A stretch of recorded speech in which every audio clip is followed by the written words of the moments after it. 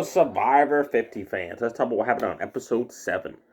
Everybody's back at the campsite, talking about the triple elimination that happened, that Genevieve, Carmella, and Colby's gone. Coach is excited that everybody listened to his words of wisdom, why they should keep him around that group of 5. And the other people, because they were all, the tribal councils were done in groups of 5, because the teams are set up from last week. And they're like, why would you get rid of Colby? Because he was injured. He could benefit us in single immunity challenges, whereas Coach is 100% athletic, 100% speed for his age, and he's 100% healthy. He's not injured. Why keep him around? You had a chance to get rid of him. Coach doesn't like that the other team players are bad-mouthing him and talking crap about him.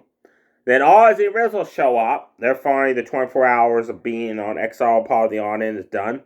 They come back, they're caught up with speed. They're like, what? Triple elimination? Wow. And they're happy they were safe.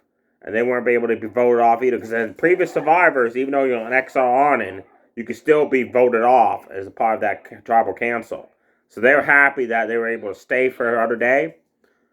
And, or two.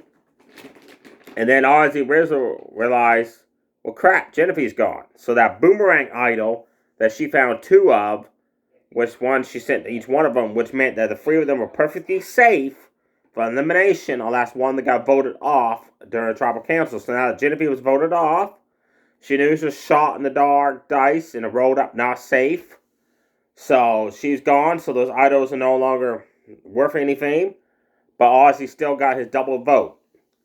Everybody's talking all that, and Ozzy Rizzo gets a chance to check out the Phoenix-looking necklaces for the first time. They think they're pretty cool.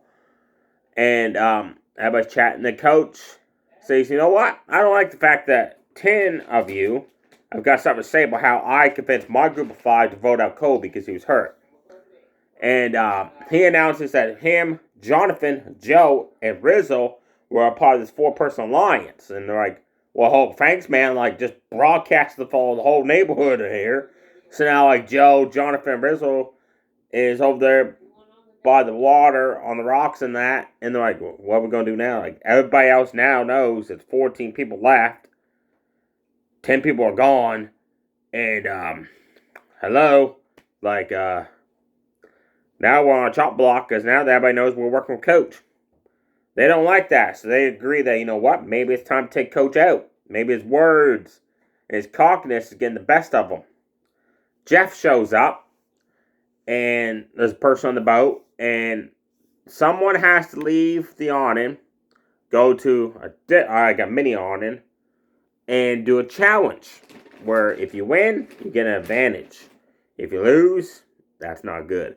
So everybody decides there's only fair that they put all of the shot in the dark dices in a bag. And the dice that's pulled out is Stephanie. So Stephanie goes to the challenge on the mini awning. She goes there and there's a bucket of water sitting on top of a platform. It's like a tripod thing built holding it. And there's 2 ropes. One's got a pot on one end and the other one's got a handcuff. The challenge is you got to handcuff your arm to the rope and hold it above your head for 1 hour. The bucket of water above you is going to, random intervals, going to tip and fill up that pot, which will move. It's kind of like a scale balance, right? Which will move the pot up. Your goal is to fill that pot with so much water that causes it to snap the rope and smash, and you win. But if you lose within the hour time limit, you can't get that pot filled up. Your disadvantage is you lose your vote at the next tribal council. So she goes at it and she does it, and it's like half an hour goes by, close to an hour. It's like my arm's getting stiff from holding above my head, handcuffed to the rope. And finally, the pot breaks, it shatters. She wins. She gets excited. She cuffs herself. And the advantage is she gets to steal a vote, which means at a tribal council at any time, she could take someone's vote, steal it, and vote for someone else. That's cool. So she's excited for that. And then she heads back to camp, but she decides she don't want to tell everybody what she won, right? Except for Cersei. She trusts her. Big mistake. She tells Cersei. Cersei, first person she tells Rizzo, who just broadcasts all around the camp. And Stephanie tells Cersei, like, why would you tell him? You know he can't keep a secret. And Cersei, well, I just thought you could be trustworthy. Stephanie says, as you can see, he can't be. So her whole secret of keep stealing the vote is basically wide out in the open now. Way to go, Rizzo, for screwing over Stephanie there. And way to go, Cersei, for telling him. Then it's time for the single individual immunity challenge. The second one. Stephanie, Christian, and Emily get back their necklaces because they were safe last week. And the way this one works is there's 2 teams of 7. Team Blue and Team Purple. Team Blue is led by Christian. Team Purple is going to be led by Jonathan by random voting. And the 2 teams must bury a boulder halfway it's buried in the sand, push it over a log, push it through these holes dug up in the dirt, push it over other log to balance it steady on the log. One of them will climb up, grab a key that's on top of a pole, then unlock this gate, and then push the boulder through a rope maze to the finish line and solve a puzzle. The winning team that solves the puzzle, completes the obstacle course, will go on, that 7 people will go on to the immunity challenge, where one person will win and be immunity for this week's Tribal Council. But also, the winning team gets Chinese takeout back at camp. And the losing team can go back to camp, but they can't have none of that Chinese takeout. So like, oh man, it's like added pressure now, right? Because Chinese takeout, get some more protein that in them. And like Joe and Emily's like, honestly, I'm getting sick and tired of eating fish and scallops and all that. And Jonathan's like, yeah, man, but you should have been part of the team, dude. Last week we had friggin' Applebee's, man. Those burgers were good. He just rubbed it in. That was hilarious. So the challenge starts, and it's neck-to-neck match. They were close. Every team was doing the best they can. Joe, Ozzy, and Emily was on one team, and they were like the all-stars for that team, man. They were impressive. On the other team, Coach, Christian, and D were they the all-stars of that group. And they got to the end at the same time, like maybe like a couple seconds apart. And they got to the puzzle part. And everybody's exhausted at this point for pushing this boulder after they unburied it. All through this obstacle course and through the rope maze. That when they got to the puzzle, like, you know what? Like, we're exhausted. So, 2 people from each group decided to work on the puzzle. Christian wins it for his team. He solves the puzzle before Team Jonathan gets it. So, Team Christian gets his team of 7 gets Chinese takeout. And Jeff says no time to rest. Let's go right to the next challenge.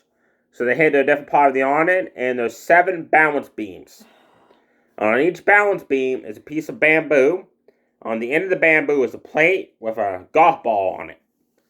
The objective is to get on that balance beam on the end of it, hold the bamboo above your head, and balance that ball on the plate. At any point you slip off the balance beam or the ball falls off the plate, you're eliminated. The last person standing wins the necklace, the Phoenix one, which is badass looking still. And thanks for the fans voting for that idol necklace. That was awesome. Curious what the other ones you go vote for will it look like, but man, that one's sweet looking. Anyways, they win it, and they're safe for Tribal Council. And Jeff also announces that after every 5 minutes, you gotta balance yourself across the balance beam to the end. And at the end, one of your feet will be off the beam. That would be tricky. Well, one by one, people start falling. It got down to Ozzy, Joe, and D. Oh, sorry. Ozzy, Joe, and Stephanie. And it came down to Joe and Ozzy. And they had to get to the end of the beam, so one of their feet were off the beam. So that was more difficult. But I noticed during this challenge, Joe was tilting his bamboo up on an angle. Everybody else was holding it straight. His was up on the angle. It worked for him. But Ozzy won it. Joe's ball fell off the plate. So Ozzy wins immunity. Puts the necklace on. And this is his 8th ever from all times he was in Survivor that he won immunity challenge to stay alive for a Tribal Council. He won 8 of them. Bob Wright, Boston Rob, everybody calls him, has won 9. He holds the record. Ozzy's one way away from tying it. So everybody goes back to camp. The winning team eats the Chinese takeout, while the losing team just stands there and watches them pig out.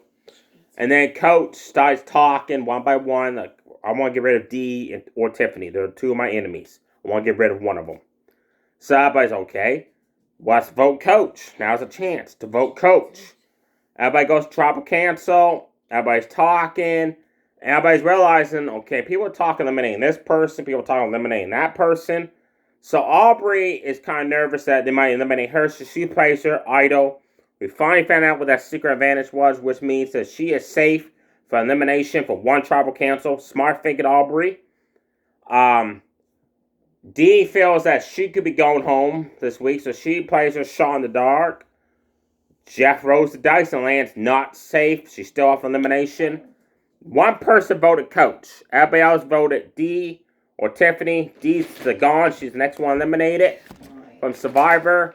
And the episode ends with everybody's wondering, okay, Dee's gone. And Coach is wondering who the heck voted for me. He wants to know who the 1 person was that voted for him. And he likes to know now. That's how the episode ends, with Coach ticked off that, yes, I got rid of one of my enemies, Dee. But who the heck voted for him? Was it Dee? Was it Tiffany? Or was it someone we don't know?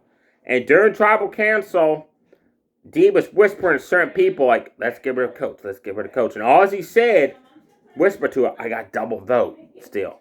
But Ozzy decided not to pull that trigger yet. Is that going to come backfire on him big time? Like, why? That was a perfect chance. She was talking to 6 people, right, to vote out Coach. And if they were all voted for him, he couldn't use double vote. It would have been 7 votes against Coach, but he decided to vote for Dee or Tiffany. We don't know who he voted for. But Dee's the next person gone off as Survivor. There you have it, folks. We're down to 13 people left. Half of them are gone. Who's going to win Survivor? And also now it's starting with the jury. The top 14 players is left now. When you eliminate it, you are still able to come back and stand up on the jury section of the audit and get to talk. And they are the ones that are going to make up when it comes down to the final, like 3 or final 2. They get to vote themselves who they think deserves to win Survivor. So this is going to be the people building up to the jury. And that's how it ended, with Coach happy that he got rid of one of his enemies, but he wants to know who the heck voted for him. And Ozzy, why didn't you use double vote, man? Pretty soon, it might come back and bite you in the butt, man, where you have a chance to get rid of Coach and you might screw it up, but not be able to get rid of him. There you have it, folks. Stay safe, everybody. Too sweet. Bye.